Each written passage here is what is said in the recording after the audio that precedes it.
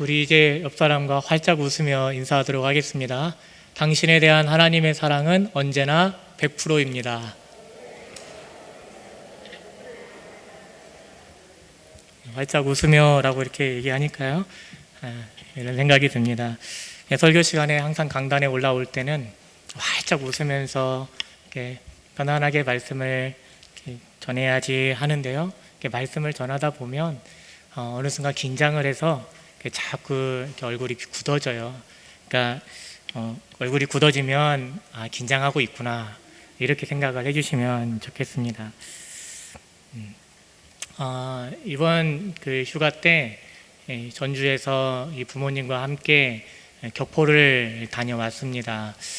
저희 부모님께서 그 첫날 격포에 가서 같이 점심 식사를 하고 오자라고 이렇게 얘기해서 이제 격포를 가는데, 아내가 출발하기 전에 트렁크에서 이제 뭔가를 꺼내는 거예요. 그래서 이제 물이랑 이제 뭐 간식거리를 이렇게 아버지 차에 이렇게 전해드리고, 그리고 앞좌석에 탔는데 출발하고 한 300m 이렇게 가서 보니까 이게 그 계기판에 불이 들어와 있어요. 트렁크 문이 열려 있다, 이렇게 불이 들어와 있어요. 그래서 뒤를 보니까 트렁크가 열려 있는 거예요. 그래서 아내한테 트렁크 문을 닫았어야지 딱 하고, 이제 아내에게 문을 닫으라고 하고, 그리고 이제 격포를 출발을 했습니다. 격포에서 이제 채석강에서 이렇게 맛있게 점심을 먹고, 이제 제가 먹는 약이 있어서 약을 꺼내려고 트렁크 문을 열었는데 제 그 약이 든 가방이 보이지 않아요. 그 가방에 노트북이 들어있고 상품권이 들어있고 제 면도기 뭐 많은 그 들어있고, 무엇보다도 제가 이번 주에 오늘 말씀을 전할 설교문이 거기에 들어있어요. 한 편의 설교가 참 어렵거든요. 그 한 편의 설교를 휴가 기간에 퇴고 작업만 하려고 미리 써놨었는데, 이 설교를 다시 써야 한다는 생각과 노트북도 굉장히 새 거였고 상품권도 그렇고, 그래서 이제 그때부터 이제 휴가 기분이 이제 뭐 완전히 사라지고 돌아오는 내내 아내랑 저랑 뭐 있을 거야, 그 자리에 있을 거야. 1시간 한 6시간 정도 지났습니다. 그리고 집에 이제 돌아오는데 갔던 길을 되돌아서 딱 오는데 이 가방이 보이질 않아요. 없어요. 그래서 이제 뭐 서로 탓을 할 수 있는데, 이제 그런 상황보다 어떻게 해야 되나, 어떤 게 최선인가라고 했을 때 형이 이제 막 휴가를 맞춰서 왔어요. 그래서 형과 함께 경찰서에 분실 신고를 하고, 이제 생활 질서계더라고요. 분실 신고하고, 그걸 급조해서 막 저녁이 다 되는 시간에 현수막들은 이제 다 현수막집이 닫은데, 우리 현수막을 하다가 이 앞에 분신물을 찾습니다 하고 붙여놓자, 어머니 교회 앞에다 붙여놓자, 이렇게 이제 해놓고 현수막을 이렇게 작은 거 그냥 분신물을 찾습니다. 그 안에 노트북, 그 다음에 뭐가 들어있습니다. 찾으면 수사하겠습니다 라고 이렇게 전화번호 이렇게 해서 딱 붙여놓고, 이제 그런 상황에서 저희 아내가 이제 그 밤에 너무 저한테 막 미안하잖아요. 그래서 이제 밤에 산책을 가자라고 하면서 이제 집 주변을 혹시 어디에 있을까, 여기다 누가 버리고 가지는 않았을까, 막 이렇게 하면서 돌아다니는데, 아내가 저한테 이렇게 손을 잡으면서 미안해 라고 이렇게 얘기를 하더라고요. 이렇게 미안해 라고 얘기를 하는데, 제가 이번 주에 설교 제목이 무엇입니까? 허물을 덮는 사랑이에요. 허물을 덮는 사랑, 이 말씀이 평상시 같았으면 제가 아내한테 그러게 정신 좀 차려 뭐 이런 얘기를 했을 건데, 내가 거기서 괜찮아, 그럴 수도 있지 뭐, 당신이 더 중요해, 당신이 더 귀해, 이렇게 얘기를 하는데, 이게 아내에게 감동이 됐나 봐요. 저는 그냥 말씀을 그대로 실천해서 이렇게 했을 뿐인데, 이 아내에게 감동이 됐는지 아내가 처음으로 저한테 내가 다시 태어나도 당신과 결혼을 할 거야 라고 이런 말을 처음으로 하더라고요. 기존까지는 이 아내가 저를 딱 할 때마다 당신은 전도사 때가 제일 좋았어, 갈수록 엉망이야, 이런 표현을 많이 들었는데, 갈수록 안 좋아져, 이런 말을 하는데 그날은 아내가 참 많이 고마웠나 봐요. 그러면서 다시 태어나도 당신과 결혼을 하겠다라고 이렇게 하고, 그 밤에 이제 어머니 시무하시는 개척교회에서 아내와 함께 하나님 꼭 찾게 해달라고 기도를 한 거죠. 하나님 꼭 찾게 해주세요 라고 하면서 혹 누가 가져갔더라도 마음이 불편하게 해주시고, 하나님 가져간 잃어버린 사람의 마음을 헤아려서 하나님 꼭 다시 가져다 주게 해주세요 라고 딱 했는데, 그리고 나서 이제 잠이 들었죠. 그리고 아침에 일어나자마자 제가 뭘 했겠습니까? 아침에 일어나자마자 또 기도를 했죠. 선포 기도를 했습니다. 노트북은 돌아올지어다, 가방은 돌아올지어다 라고 이렇게 선포 기도를 하는데, 갑자기 막 밑에서 한 6시쯤 됐어요. 6시쯤에 막 교회 앞에 문에서 막 누가 소리를 치고 있어요. 계세요 계세요 막 이렇게 소리를 치고 있어요. 보니까 제가 이제 딱 느낌이 오잖아요. 그 시간에 계세요 계세요 하는 사람이 누가 있을까. 제가 창문으로 딱 빼고 내다보니까 뭔가를 막 열면서 가방을 막 여는 거예요. 돌아왔나 보다 라고 하고 막 뛰쳐내려가는데, 아내가 그날따라 기도하고 있다가 찾았어 하면서 막 올라오더라고요. 그 할아버지가 이렇게 저한테, 원래는 80대 되시는, 80세 저도 돼 보이세요. 할아버지가 자전거를 타고 가시면서 자기 가방이 다 낡아서 이 가방이 있길래 가방이 좋아 보여서 자기 가방으로 쓰려고 가져갔는데, 가서 문을 열어보니까 노트북이 들어있고 이런 저런 것들이 들어있어서 누가 잊어버린 거다 생각으로 아침부터 찾아다녔던 거예요. 아침부터 돌려주려고 찾아다녔는데, 현수막을 딱 보고, 앞에 붙어있는 현수막을 딱 보고 여기서 잊어버렸구나 라고 하고 찾아준 거예요. 우사하고요. 그 아저씨한테, 할아버지에게 너무 감사하다고, 너무나 귀한 것들이 들어있었는데 감사하다라고 딱 이렇게 얘기하면서, 제가 무슨 생각을 했냐면, 잊어버린 것도 찾았고 아내의 마름도 얻었고, 하마터면 분신물도 못 찾고 아내의 마음도 잃어버리고 이렇게 할 뻔했는데, 참 너무나 감사했습니다. 평상시에 제가 평상시 모습은 아니었어요. 근데 이 말씀이 허다한 허물을 덮어주는, 그것이 사랑이라는 것을, 제가 이 말씀의 제목을 잡고 이 말씀을 계속해서 묵상하니까, 말씀이 제 안에 있으니까 그런 행동이 나오더라고요. 참 그 말씀의 그 능력을 경험하였습니다. 오늘 말씀의 제목은 허물을 덮어주는 그 사랑인데요. 허물이라는 이 단어의 뜻은 잘 아시겠지만, 이 죄가 될 수도 있고, 누군가의 잘못일 수도 있고, 누군가의 실수일 수도 있고, 누군가의 악행일 수도 있습니다. 그런데요, 어떤 사람에게는 참 많은 허물이 있을 수 있잖아요. 한 사람에게 허다한 허물이 있을 수 있고요. 또 내 주변 투성이가 다 허물투성이인 사람들일 수도 있습니다. 그래서 허다한 허물이죠. 그런데 이 허물을 덮어준다라고 이렇게 얘기를 했어요. 덮어준다. 덮다라는 말은 이 원어가 지붕이 되어준다라는 거예요. 그러니까 그 부족함을 채워주고 그 부족함을 가리워준다. 이게 이 덮어주는 건데요. 이 덮어주는 사랑, 허물을 덮어주는 사랑이 내게 돌아오는 사랑입니다. 오늘 말씀에도 보면 허물을 덮어주는 자는 사랑을 구하는 자요 라고 얘기했는데요. 허물을 덮어주는 사랑을 하고 있는 자가 내게 돌아오는 사랑을 하고 있는 그 사람이에요.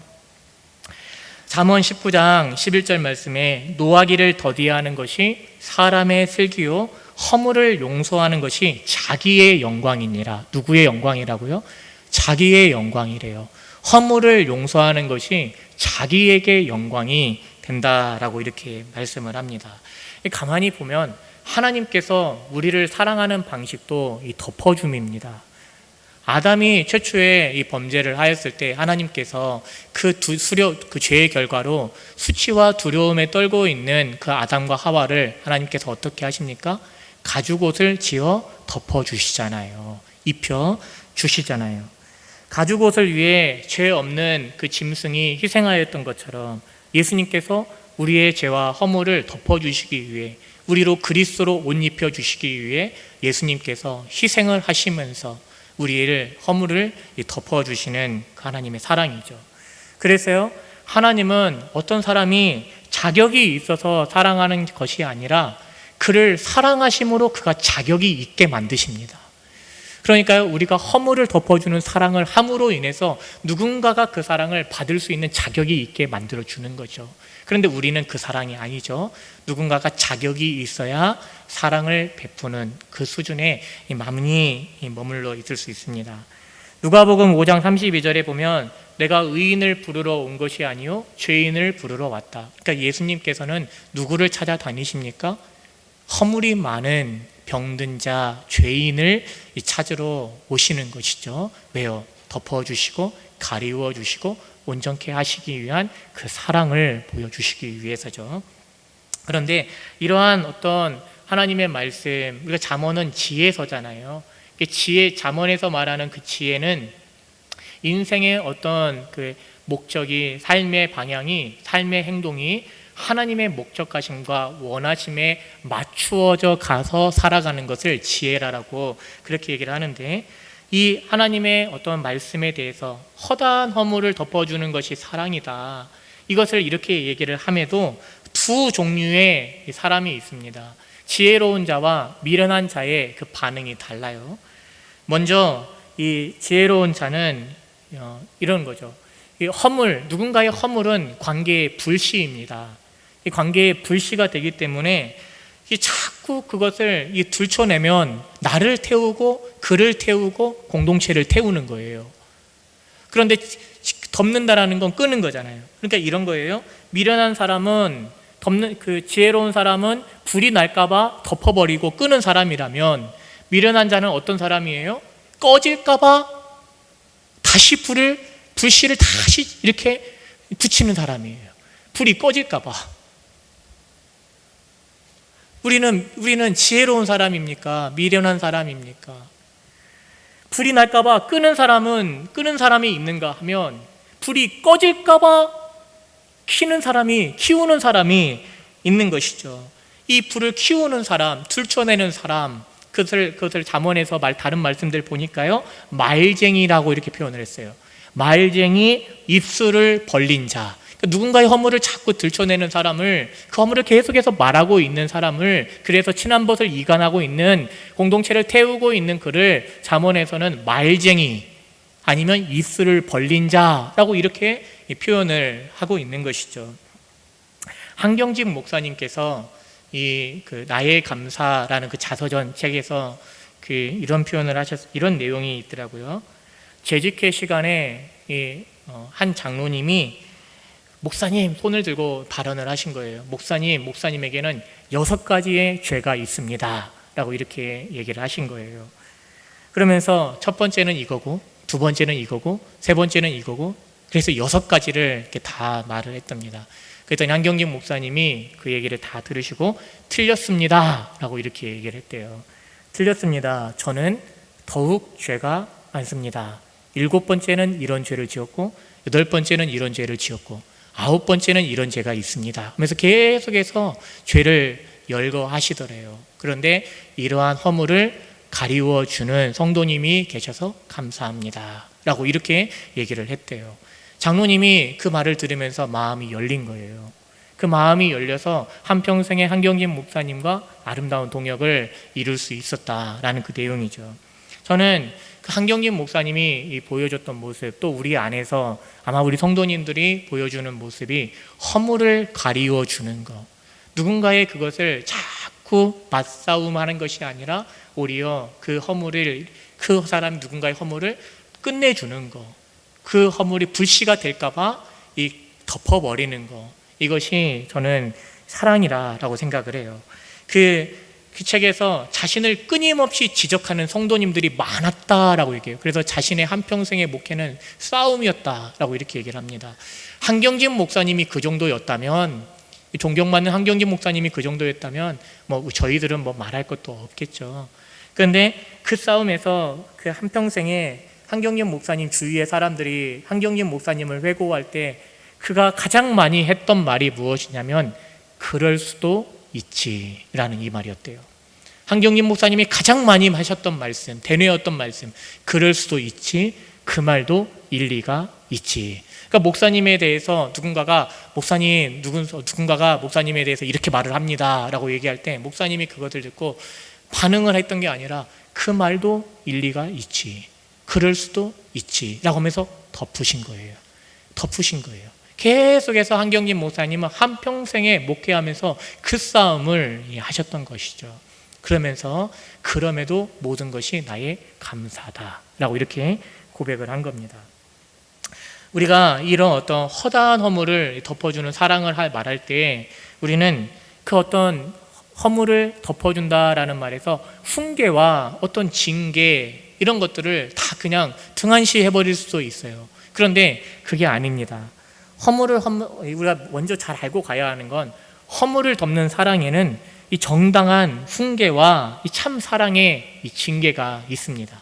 그래서 성경이 말하는 사랑은 언제나 의와 함께하는 사랑이에요. 의로운 이 사랑인 것이죠. 그러면 우리가 참 이 훈계, 징계 그러면서 허다한 허물을 덮는다 이 말이 참 모순 같잖아요. 매치가 잘 안 되잖아요.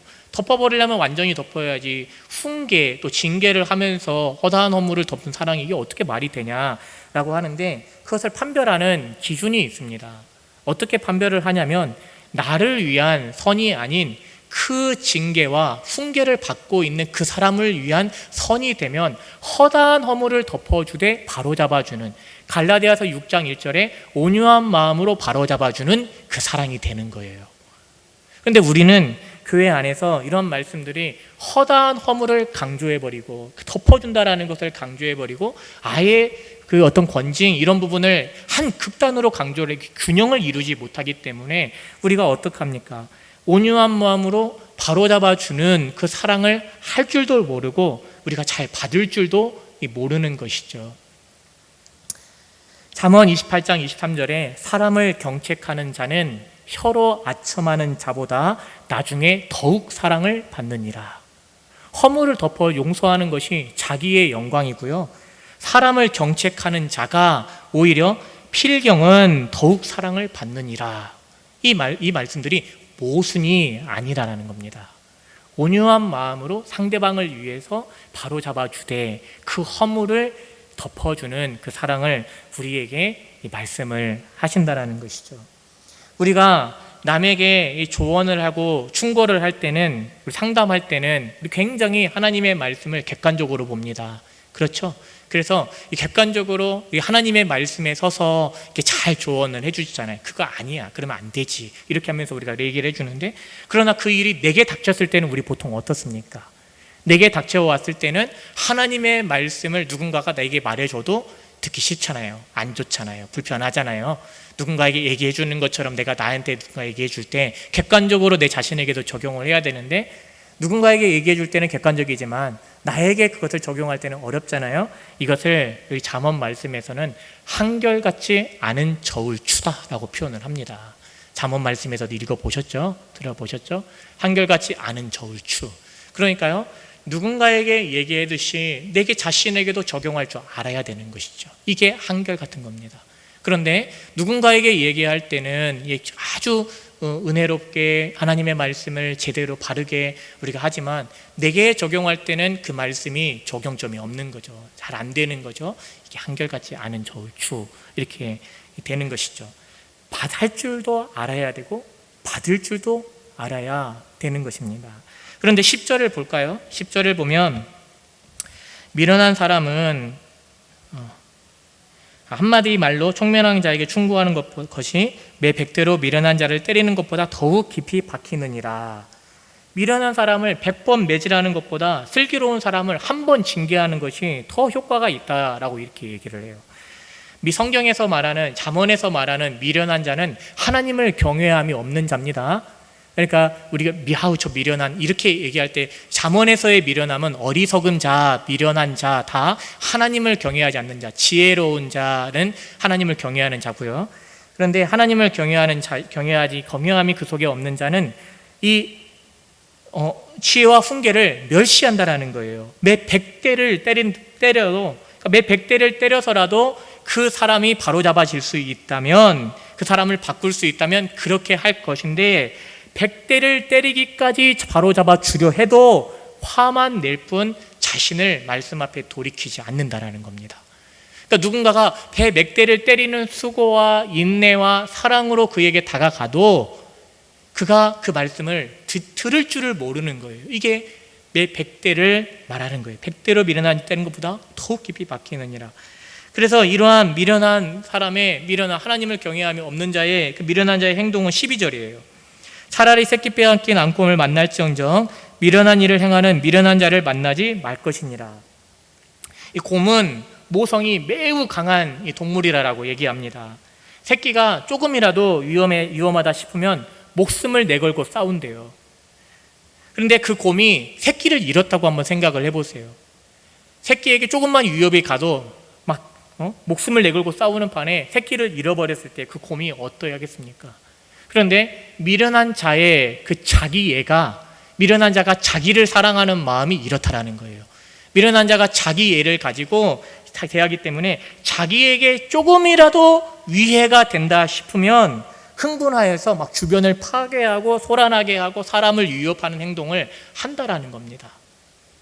그러니까 하나님의 말씀에 이렇게 한 대를 때려도 한 대 한 말씀을 들어도 돌이키는 것이 아니라 그 말씀이 자기에게 불편하고 위해가 된다 싶으면 그러면 그 말씀 앞에 엎드리는 것이 아니라 이 곰이 새끼를 빼앗기는 행동을 하듯이 새끼를 잃어버린 것 같은 행동을 하듯이 막 이를 갈면서 막 주변을 해가면서 그렇게 행동을 한다라는 것이죠.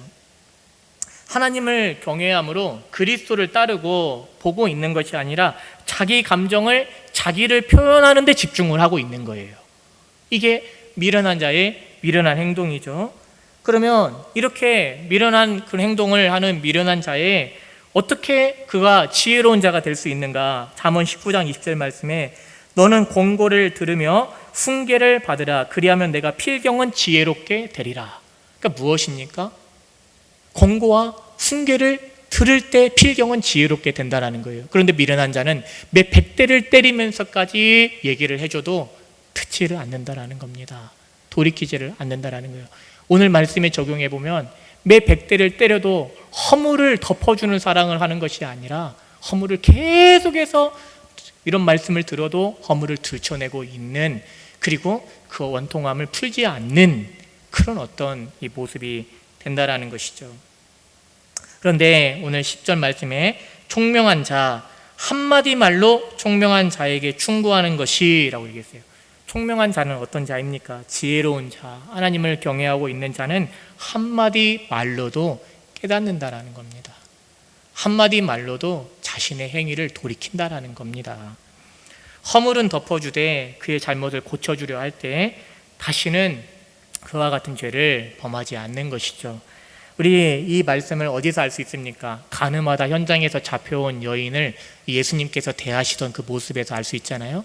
현장에서 잡혀왔어요. 사람들이 다 돌로 치려 합니다. 그때 예수님 땅바닥에 글씨를 쓰셨어요. 뭐라고 쓰셨는지 우리 잘 모르죠. 아마도 허다한 허물을 덮어주는 사랑, 이렇게 쓰지 않았을까 그냥 싶어요. 그런데 주님께서 막 쓰고 있는데 그 사람들이 계속해서 다그치잖아요. 돌로 치려 하려는데 당신은 뭐라고 얘기하겠습니까? 이렇게 얘기했을 때 누구든지 죄 없는 자가 먼저 돌로 치라 라고 했을 때 다 양심의 가책을 받고 떠나가고, 그때 우리 주님께서 현장에서 잡혀온 그 여인에게 뭐라고 합니까? 허물을 덮어주되 온유한 마음으로 바로 잡아주는 그것을 보여주시는데요. 나도 너를 정죄하지 아니하노니 가서 다시는 이와 같은 죄를 범하지 말라 라고 이렇게 우리 주님께서 그 사랑을 덮어주시되 바로 잡아주시는 그 사랑을 하시는 것이죠. 우리 부모님들이 자녀에게 이런 사랑을 합니다. 자녀는 허다한 허물을, 부모는 자녀의 허다한 허물을 덮어줍니다. 많은 허물이 있죠. 자녀가 부모에게 얼마나 많은 상처를 줍니까? 아픔을 줍니까? 부모 마음 같지 않잖아요. 그런데도 부모는 자녀의 허물을 다 덮어주잖아요. 가리워주잖아요. 그러면서 어떻게 합니까? 그를 사랑함으로 끊임없이 가르쳐주죠. 징계하죠. 또 말하죠. 혼을 내죠. 이게 다 무엇입니까? 사랑이죠. 그게 허다한 허물을 덮어주는 사랑이 아닙니까? 그게 허다한 허물을 덮어주되 바로잡아주는 참 사랑이 되는 것이죠. 두 번째, 허다한 허물을 덮어주는 사랑은 악을 선으로 갚아주는 이 사랑을 말합니다. 우리 13절 말씀 볼게요. 누구든지 악으로 선을 갚으면 악이 그 집을 떠나지 아니하리라. 저는 이 악을 선으로 갚아주는 사랑을 재창조적인 사랑이라고 말하고 싶어요. 사울과 이 다윗이 이 둘이 다릅니다. 다윗이 골리앗을 이기고 난 이후에 사람들이 막 헌화하면서 찬양을 하잖아요. 찬송을 하잖아요. 노래를 부르면서 무슨 노래를 불렀습니까? 사울은 천천히요, 다윗은 만만이라. 그러니까 이 말이 사울이 얼마나 듣기가 싫었는지 그때부터 사울이 다윗을 주목하여 보더라 라고 이렇게 얘기를 합니다. 사울이 누구를 주목하였습니까? 다윗을 통해서 역사하시는 하나님을 주목했어야 되는데 이 다윗 자체를 주목한 거예요. 그래서 사울의 남은 인생은 다윗을 죽이려고 쫓아다니는 그 인생이에요. 하나님의 어떤 그 역사하심에 동역하는 것이 아니라 그를 격려하고 세우는 것이 타위잖아요. 그를 세우는 게 아니라 오히려 그를 끝까지 죽이려면서 쫓아다니는 군사를 동원해서 오히려 한평생 다윗에게 매여서 살아가는 아주 불행한 그런 어떤 인생을 살게 되잖아요. 그래서 엔게디 광야에 이 다윗이 도망을 쳤는데 엔게디 광야에 있다라는 소문을 듣고 사울이 어떻게 합니까? 군사를 일으켜서 다윗을 죽이려 갑니다. 그런데 그러니까 사울은 다윗의 선을 악으로 갚고 있는 거고, 그런데 이 다윗이 사울을 죽일 수 있는 기회가 2번이나 있어요. 모든 환경으로 보면 하나님께서 붙여주신 게 맞아요. 그런데 다윗이 사울을 살립니다. 사울을 죽이지 않고 해하지 않으면서 뭐라고 얘기합니까? 하나님께서 기름 부으신 자를 내가 해할 수 없다 라고 하면서 누구를 바라보면서 하나님을 경외하고 있으므로 사울을 해하지 않고 사울의 악의 선으로 이 악을 갚지요. 이 두 모습에서 우리는 이런 걸 볼 수 있습니다. 우리가 선을 악으로 갚아서도 안 되겠지만 하나님은 우리보다 그것을 넘어서기를 원해요. 악으로 선을 이기기를 원하시죠.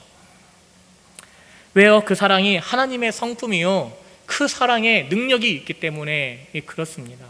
기독교가 가진 아주 위대함은 악을 선으로 갚아주는, 원수를 사랑하는 그것에 있는 거잖아요. 이 사랑을 하려 할 때 우리 안에 자리 잡고 있는 것이 자꾸 부서져요. 내 안에 내가 허물어지고 그리스도가 세워지지 않으면 절대 이 사랑이 안 됩니다. 어떻게 악을 선으로 갚아요? 어떻게 원수를 사랑해요?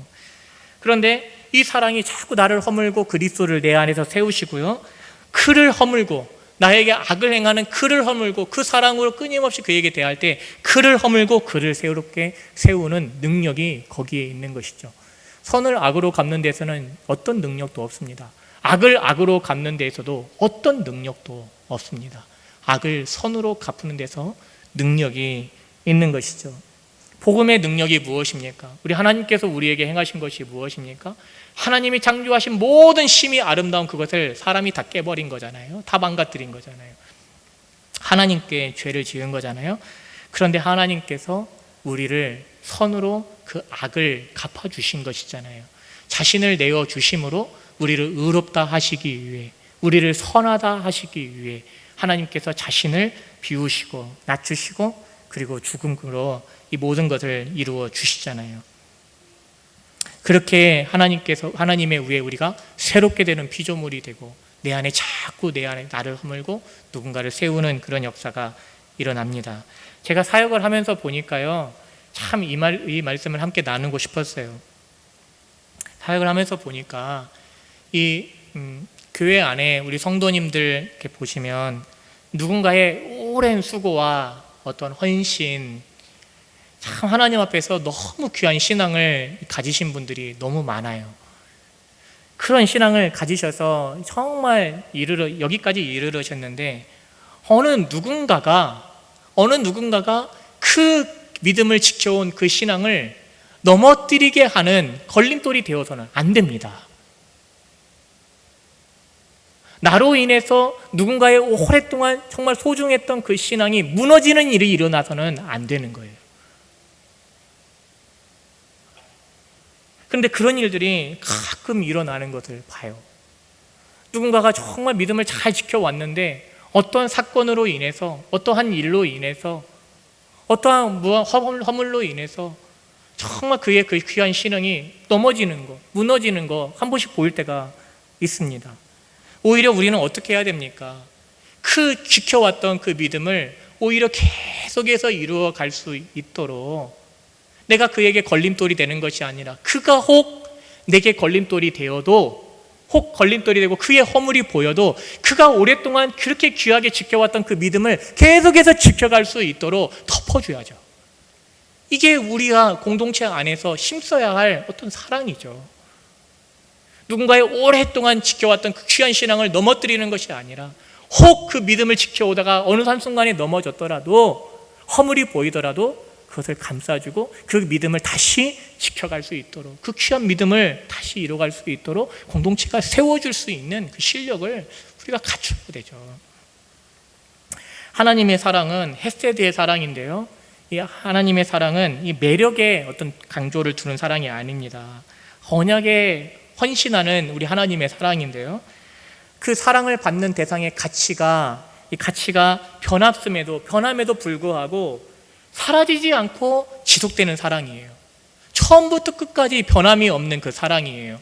그러니까 우리는 시간이 지나면서 믿음이 더 좋아질 수도 있잖아요. 신앙이 더 깊어질 수도 있잖아요. 그런데 또 반대로 시간이 지나면서 믿음이 더 이상해질 수 있잖아요. 신앙이 더 이상해질 수도 있잖아요. 그런데 하나님의 사랑은 어떤 사랑이에요? 내가 이상해졌더라도, 내가 망가졌더라도, 혹 내가 무너졌더라도 그럼에도 하나님의 나를 향한 사랑은 변함이 없는 사랑이에요.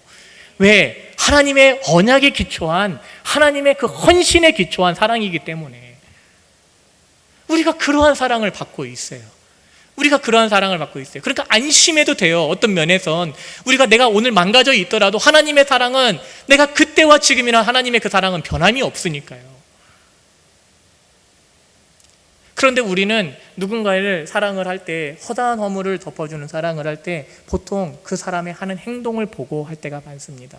그 사람의 행동이 달라졌음에도 저가 정말 귀한 믿음을 가지고 있었는데, 그 믿음을 계속해서 지켜가야 되는데, 그렇게 그를 위해서 기도하면서 덮어주는 사랑이 아니라 오히려 그 상황에 따라서 변하는 사랑을 우리는 참 많이 하죠. 그런데 하나님의 그 사랑이 내게서 흘러갈 때 우리가 허다한 허물을 덮어줄 수 있는 그 사랑을 할 수 있는 것입니다. 13절, 14절 말씀해 보면 누구든지 악으로 선을 갚으면 악이 그 집을 떠나지 아니하리라 라고 이렇게 얘기를 하였습니다. 그의 집에 악으로 선을 갚으면 그의 집에 이 악이 떠나지 않겠대요. 이거 굉장히 무서운 말씀이죠. 굉장히, 그리고 우리가 잘 새겨들어야 할 말씀이죠. 그런데 어려운 말씀은 아닙니다. 왜냐하면 거꾸로 해석하면 누구든지 악을 선으로 갚으면 그 집에 무엇이 떠나지 않는 겁니까? 선이 떠나지 않는 거잖아요. 그러니까 하나님은 우리에게 어떤 사랑을 우리가 하기를 원하십니까? 악을 선으로 이기는, 악을 선으로 갚아주는 그 사랑을 하기를 원하십니다. 그런데 이 사랑은 절대 감상이 아니에요. 그래서 상대방의 그 사랑을 하고 있는 사람의 희생과 헌신이 요구되는 것입니다. 우리 주님이 그 사랑을 나에게 할 때도 주님이 희생하셨고 헌신하듯이 누군가의 허다한 허물을, 공동체의 허다한 허물을 덮어주는 그 사랑을 한다는 건 내게 희생과 헌신을 요구받는 것이죠. 그래서 어려운 사랑이지만 너무나 영광스러운 귀한 이 사랑이 됩니다. 14절 말씀 보겠습니다. 다투는 시작은 둘에서 물을 새는 것 같은즉 싸움이 일어나기 전에 시비를 그칠 것이니라. 허물을 들춰냈을 때는 늘 그 관계에 다툼이 일어나기 시작해요. 허물을 감싸주는 데서는, 덮어주는 데서는 다툼이 잠재워지겠죠. 그런데 허물을 드러낼 때 자꾸 그 불이 꺼질까봐 불씨를 키우는 사람이 있을 때는 다툼들이 시작이 잘 되죠. 근데 그 다투는 시작은 둑에서 물이 새는 것 같다라고 얘기를 합니다. 둑에서 물이 새어요. 그런데 이 물이 새는 것도 너무나 아깝지만 그걸 방치하면 어떻게 됩니까? 둑에서 물이 새는 걸 봤죠. 처음에는 한 방울 두 방울 들면 조금씩 틈이 벌어져가지고 나중에는 둑이 터지게 되는 것이잖아요. 급기야 둑을 무너뜨리게 됩니다. 그러니까 자꾸 허물을 들춰내는 것은 결국은 불이 나요. 그런데 오늘 말씀에 싸움이 일어나기 전에 시비를 그치는 것이 지혜니라. 그친다라는 말은 쟁기질하지 않는다라는 거예요. 자꾸 그것을 쟁기질하지 않고요, 그냥 덮어버린다라는 거예요. 그러니까 우리는 다 시비를 가리고 싶잖아요. 네가 잘못했어, 내가 오라. 내가 틀렸어, 네가 오라. 뭐 계속 시비를 가리고 싶은데요, 처음부터 그친다라는 말은 무엇이냐면, 처음부터 다툼이 아닌 한쪽은 덮어주고 있으면 다툼이 없다라는 거예요. 한쪽이라도. 그러니까 둘 다 밀어난다면 다툼이 물이 새어나가고 결국은 둘이 터지지만, 한쪽이라도 지혜로우면, 한쪽이라도 덮어주는 사랑을 하고 있으면 다툼이 그친다라는 겁니다. 이 말씀이 어렵지는 않잖아요. 우리 하나님께서 우리에게 무엇을 기대하시는지, 무엇이 인생의 참 지혜인지 들려주실 때 우리 어렵지는 않잖아요. 15절 말씀 보겠습니다. 악인을 의롭다 하고 의인을 악하다 하는 이 두 사람은 다 여호와께 미움을 받느니라. 악인을 의롭다 하고 의인을 악하다, 이 말씀이 무엇이냐면, 누군가의 나의 악에 대해서 선으로 갚으려 하는 누군가가 있어요. 나의 악을, 나의 허물을 누군가가 덮어오는 사랑을 하고 있어요. 그런데 내가 그 꼴도 싫어요. 누군가가 나에게 선으로 다가오는 거, 나에게 진정한 그리스도의 사랑으로 내게 손을 내밀어 다가오는데 그게 싫어가지고 자꾸 여전히 그것을 받아들이지 않고 그를 악하다, 그를 자꾸 뒤에서 그에 대해서 얘기를 하는 거, 이거 하나님께서 기뻐하지 않으신다라는 겁니다. 또 다른 표현으로 하면 뭐예요? 선으로 악을 갚으려 하는 내 모습을, 내가 누군가의 나에게 아픔을 주고 상처를 주고 나에게 잘못을 한 그 사람을 내가 선으로 그의 그리스도의 허물을 덮어주는 그 사랑으로 그에게 다가가는데 그가 나를 악하다 하는 것도 하나님께서 미워하신다라는 겁니다. 그러니까 뭐예요? 누군가가 허물을 덮어오는 그 사랑을 알 수 있어야 되고, 분별할 수 있어야 되고, 볼 수 있어야 되고, 내가 이렇게 허물이 많은데 그 사람이 오랫동안 나를 참아줌으로 내게 먼저 손을 내밀어 다가오는구나, 이렇게 받아들일 수 있어야 되는데요, 그렇지 않는 거, 내가 그에게 다가갔는데 그가 그렇게 하지 않는 거, 그거 다 하나님께서 미워하시는 거다라고 이렇게 얘기를 하는 것이죠. 우리는 늘 하나님의 듣는 마음을 구해야 되죠. 마지막입니다. 16절인데요 16절, 미련한 자는 무지하거늘 손에 값을 가지고 지혜를 사려 함은 어찌민고. 미련한 자는 무지하거늘, 이 무지하거늘이라는 말은 원어로 마음이 존재하지 않다입니다. 그러니까 그런 마음이 없다라는 거예요. 그러니까 많은 값을 주고 지혜를 사요. 우리 잠언 말씀을 계속해서 읽어오시는 우리 성도님들은 아시겠지만, 은금을 주어서라도 무엇을 구하라고요? 지혜가 제일이니 지혜를 얻으라, 이렇게 얘기를 하시잖아요. 광장에서 지혜가 소리를 쳐서 외치고 있다. 그러니까 얼마든지 내가 지혜를 구하려 하면 하나님의 말씀은 계속해서 내게 들려오고 있다라는 거예요. 광장이라는 것은 흔하디 흔한 공간이잖아요. 그곳에서도 지혜는 계속해서 울려 퍼지고 있다라는 거예요. 그런데 무엇이 없다라는 겁니까? 마음이 없다라는 겁니다. 손에 값을 주고 그 지혜를 사려 하지만, 그러니까 이것이 귀하다라는 것을 너무나 잘 알고 있지만, 내 모든 것 소유를 팔아 지혜를 살 만큼 이것이 귀하다라는 거, 이렇게 말씀대로 살아가는 것이 너무나 은혜롭고 귀하다라는 걸 알지만 내 마음이 그것이 없어요. 내 마음에 하나님의 말씀을 담아내고 싶은 마음이 없어요. 오늘날 정말 저도 그렇고 우리 사랑하는 성도님들과 함께 우리가 정말 마음에 새겨야 할 말씀이 이 말씀 같아요. 우리 하나님의 말씀을 많이 듣고 있는데요, 오늘 이 예배당 밖을 나가면서 허다한 허물을 덮어주는 그 사랑, 우리 하나님께서 그것이 참 지혜다, 그것 하나님이 기뻐하신다, 원하신다. 아무리 말씀을 해도요, 나가면서 나랑 관계 틀어져 있는 그 사람을 볼 때 내 눈빛 어떠합니까? 똑같죠. 많은 값을 주고 지혜를 얻으려 하지만, 그러나 그 지혜는 우리가 살아가면서 필요한 것은 유치원 때 다 배웠답니다. 들어보셨죠? 그 책. 우리가 살아가면서 필요한 건 유치원 때 그 지혜는 다 배웠답니다. 그런데요, 우리는 그것을 몰라서 그런 게 아니라 마음이 없어요. 하나님의 말씀은 너무나 정확하죠. 너무나 정확해요. 말씀을 내가 모르는 게 아니라 말씀을 들어도 여전히 내 마음에 그것을 담고 그것을 살고 싶은 마음이 없다라는 거. 이게 16절이에요.